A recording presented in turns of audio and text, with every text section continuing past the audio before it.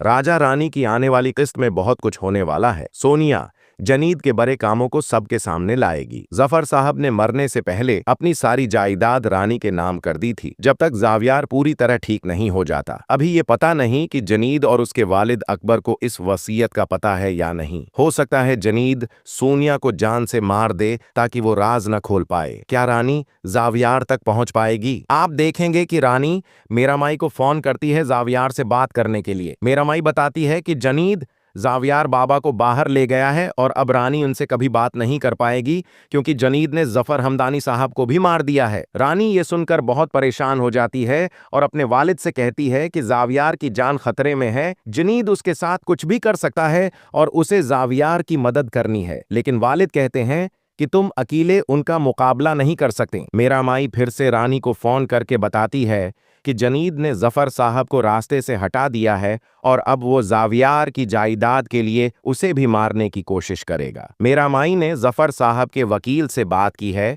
जो जावियार को ढूंढने में रानी की मदद करेगा अगर रानी जफर साहब के एहसानात का बदला उतारना चाहती है। मीरामाई रानी को वकील का पता दे देती है। रानी वकील के पास पहुंच जाती है और बताती है कि वो रानी है, जावियार की देखभाल करती थी। वकील बताता है कि जफर हमदानी साहब ने मरने से पहले एक वसीयत बनाई थी जिसमें रानी का जिक्र है। जावियार की सारी जायदाद की मालिक रानी है जब तक जावियार बिल्कुल ठीक नहीं हो जाता। जफर साहब को रानी पर बहुत भरोसा था और उन्हें पहले से मालूम था कि उनकी जान को खतरा है। रानी वकील से कहती है कि इसे जायदाद में कोई दिलचस्पी नहीं, वो सिर्फ जफर साहब के एहसानात का बदला उतारना और जावियार की मदद करना चाहती है, लेकिन वो अकेले ये नहीं कर सकती, इसे वकील की मदद चाहिए। वकील रानी की मदद के लिए तैयार हो जाता है और पता लगाता है कि जनीद ने जावियार को किस पागल खाने में छोड़ा है।